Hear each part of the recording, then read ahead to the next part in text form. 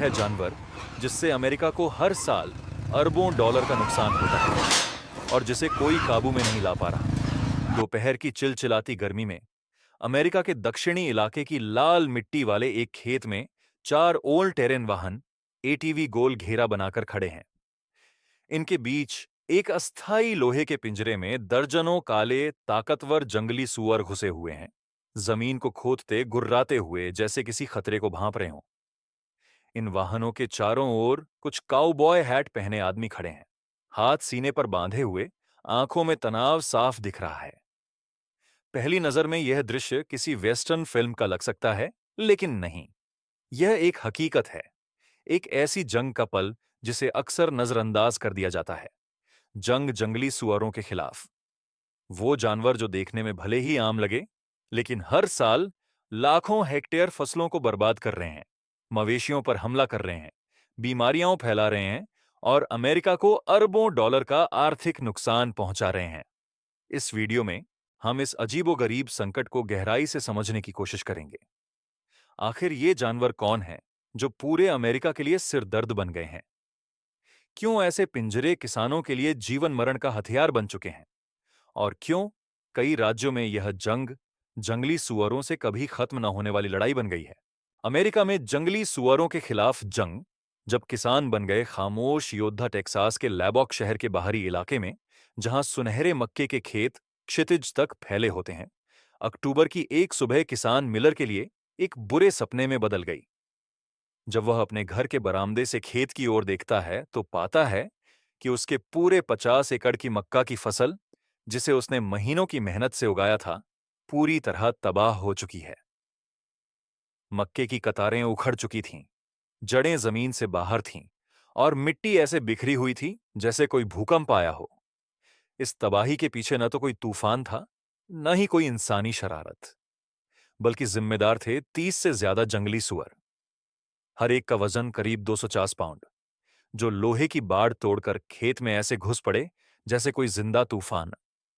अपनी मजबूत मांसपेशियों और नुकीले दांतों के साथ उन्होंने खेत को तहस नहस कर दिया और ताकतवर पौधों को भी इस तरह कुचल डाला जैसे वो बस सूखी घास हों।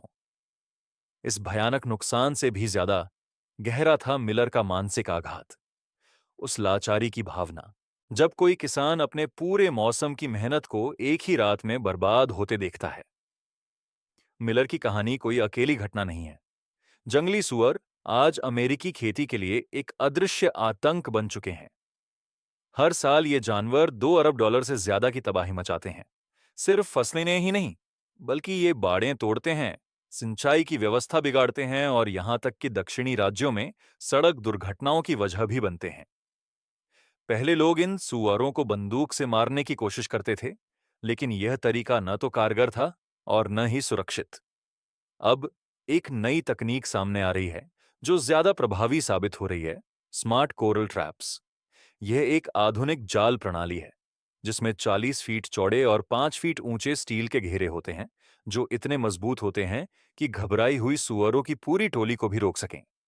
यह पूरा सिस्टम स्मार्टफोन और मूवमेंट सेंसर से नियंत्रित होता है।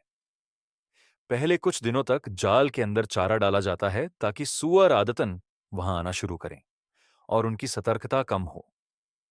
जब सेंसर यह संकेत देते हैं कि पूरा झुंड अंदर आ चुका है, तब बस एक बटन दबाते ही दरवाजा अचानक बंद हो जाता है और पूरा झुंड फंस जाता है, एक भी बाहर नहीं निकल पाता। इस तकनीक के नतीजे साफ हैं। कई किसानों ने सालाना हजारों डॉलर बचाए हैं, साथ ही जल स्रोतों, वनस्पति और खेती के इकोसिस्टम को भी सुरक्षित रखा है।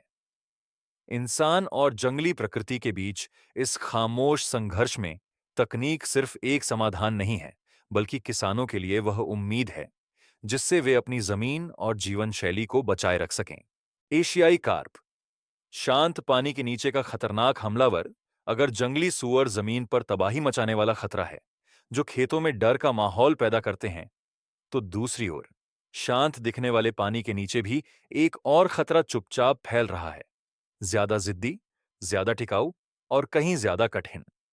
और वह है एशियाई कार्प मछली। शुरुआत में एशियाई कार्प को अमेरिका में एक पर्यावरण अनुकूल समाधान के रूप में लाया गया था।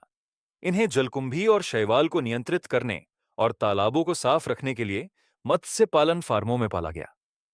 कुछ लोग इन्हें सजावटी मछली के रूप में भी पालते थे, क्योंकि ये देखने में मजबूत और जीवित रहने में सक्षम होती हैं। लेकिन किसी ने नहीं सोचा था कि इन्हीं खूबियों के कारण ये मछली अमेरिका की जलीय पारिस्थितिकी तंत्र के लिए एक डरावने सपने में बदल जाएंगी। कुछ ही दशकों में एशियाई कार्प नियंत्रण क्षेत्र से बाहर निकल गईं और मिसिसिपी जैसी बड़ी नदियों और ग्रेट लेक्स क्षेत्र की झीलों में अनियंत्रित रूप से फैलने लगीं। तेज प्रजनन दर और अनुकूलन की जबरदस्त क्षमता के कारण उन्होंने स्थानीय मछलियों से भोजन और रहने की जगह के लिए सीधा मुकाबला शुरू कर दिया। एक वयस्क कार्प की लंबाई 1 मीटर तक हो सकती है और इसका वजन कई किलो होता है। ये मछलियां खतरा महसूस होने पर पानी से बाहर उछल जाती हैं और कई बार नौका चालकों को गंभीर चोट भी पहुंचा देती है। एशियाई कार्प ने न केवल जल पारिस्थितिकी तंत्र की मछलियों की संरचना को पूरी तरह बदल दिया, बल्कि कई दुर्लभ देशी मछलियों को विलुप्ति के कगार पर पहुंचा दिया। इस असंतुलन का असर पक्षियों, उभयचर प्रजातियों और उन सभी जीवों पर भी पड़ा है जो जलीय प्रणाली पर निर्भर हैं। अब यह सिर्फ कुछ मछली पालने वाले तालाबों की बात नहीं रही, ये एक राष्ट्रीय स्तर का पारिस्थितिक संकट बन चुका है। इससे निपटने के लिए अमेरिका ने कई रचनात्मक अभियानों की शुरुआत की है ताकि आम लोगों को इसमें शामिल किया जा सके। उनमें से एक है बड़े स्तर पर मछली पकड़ने की प्रतियोगिताएं, जिनमें हजारों डॉलर तक के इनाम दिए जाते हैं। लोगों को इसमें भाग लेने के लिए प्रोत्साहित किया जाता है। एक तरह से यह पर्यावरण संरक्षण को मनोरंजन से जोड़ने का तरीका बन गया है। कई परिवारों, शेफ्स और स्थानीय रेस्टोरेंट्स ने एशियाई कार्प को स्वादिष्ट भोजन में बदलने की पहल की है, जैसे ग्रिल फिश, कुरकुरी तली हुई मछली, हल्दी में पकाई गई डिश या फिर स्वादिष्ट सूप। भोजन और जन जागरूकता को मिलाकर चलाए गए इन अभियानों ने लोगों का नजरिया बदला है। अब यह मछली दुश्मन नहीं, बल्कि एक सस्ती, स्वच्छ और आसानी से पकाई जा सकने वाली प्रोटीन स्रोत बनती जा रही है। हालांकि इस मछली के प्रसार को पूरी तरह रोका नहीं जा सका है, लेकिन मौजूदा प्रयासों ने इसकी रफ्तार को कुछ हद तक धीमा जरूर किया है।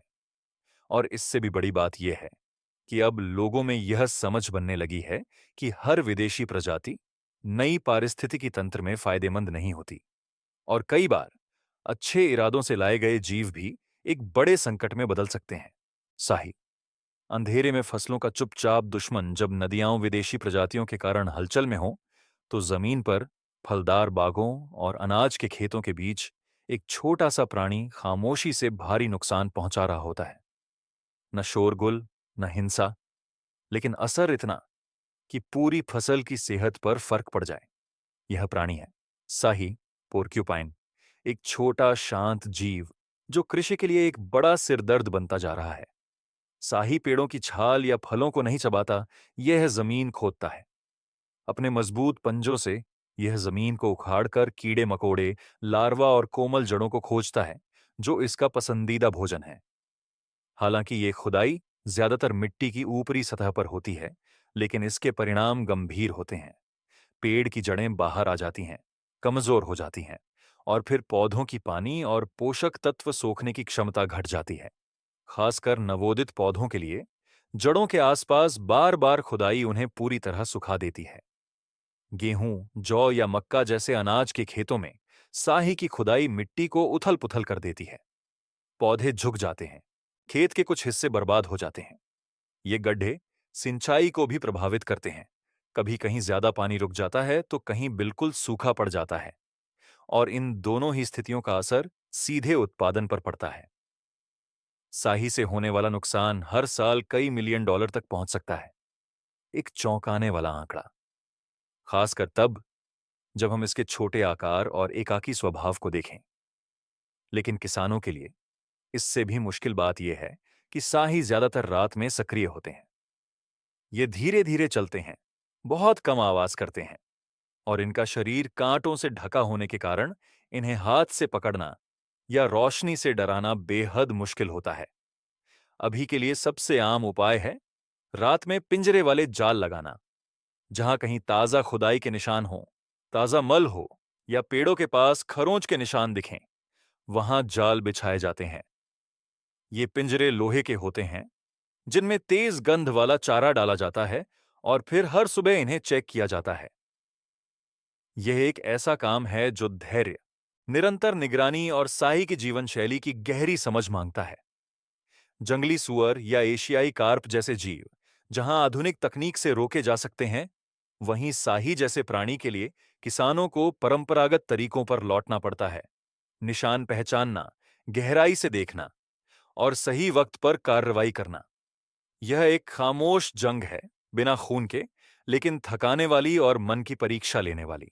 चमगादड़ एक ऐसा जीव जो मददगार भी है और नुकसानदेह भी।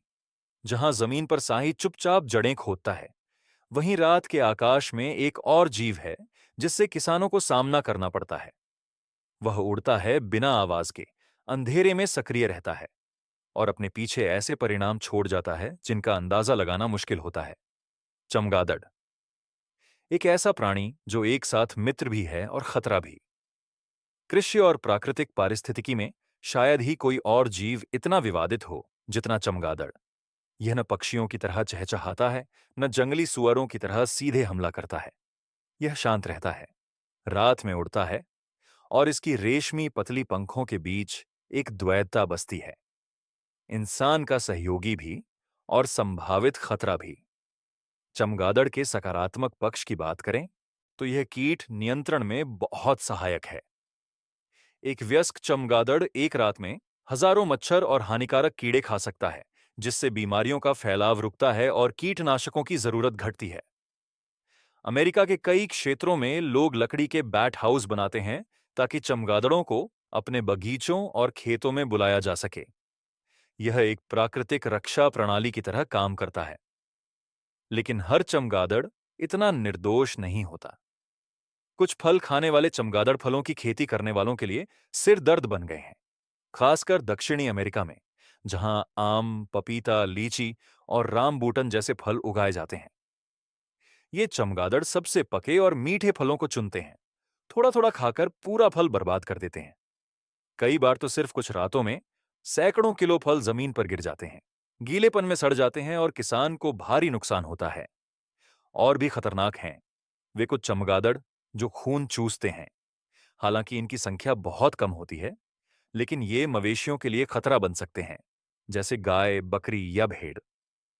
ये जानवरों को मारते नहीं, लेकिन लगातार खून चूसने से वे कमजोर हो जाते हैं, संक्रमण का शिकार होते हैं और उनके दूध या मांस का उत्पादन घट जाता है। और सबसे चिंताजनक बात, चमगादड़ रेबीज, निपाह और अन्य अज्ञात वायरसों को फैलाने का माध्यम बन सकते हैं। बड़े पशु फार्म में यदि चमगादड़ के कारण संक्रमण फैल जाए, तो लाखों डॉलर का नुकसान हो सकता है, क्योंकि चमगादड़ रात में सक्रिय रहते हैं और दूर दूर तक उड़ सकते हैं। उन्हें नियंत्रित करना आसान नहीं है। आज के समय में थर्मल इमेजिंग उपकरण, यानी रात्रि में शरीर की गर्मी को पहचानने वाले सेंसर सबसे कारगर उपाय माने जाते हैं। इनकी मदद से किसान यह जान सकते हैं कि चमगादड़ों का झुंड कहाँ उड़ रहा है या ठहरा हुआ है। फिर वहां जाल, तेज रोशनी या अन्य डराने वाले उपाय लगाए जा सकते हैं। लेकिन चमगादड़ों से निपटना बहुत समझदारी और जैविक ज्ञान की मांग करता है। यदि बिना सोचे समझे कार्रवाई की गई, जैसे सभी चमगादड़ों को मारना, तो इससे कीट खाने वाले लाभकारी चमगादड़ भी खत्म हो सकते हैं, जिससे पारिस्थितिकी असंतुलित हो सकती है और समस्या उल्टी बढ़ सकती है।